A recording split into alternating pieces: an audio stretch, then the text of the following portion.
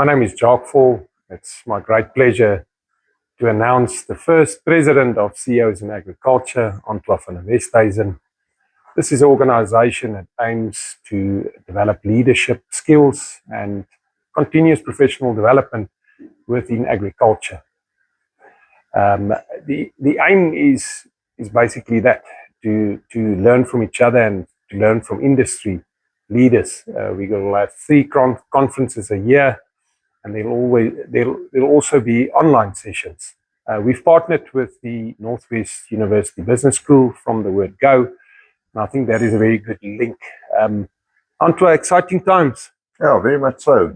I think what's really prevalent about this is the fact that we are going to focus on leaders and developing leaders more.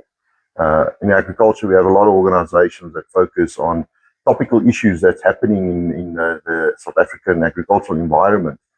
But we also focus on developing our people, but we don't focus on our leaders. And I think what our aim is here is to share best practices, to share the knowledge from the Business School of the University of Northwest, and to bring that knowledge in and develop our leaders to the next level.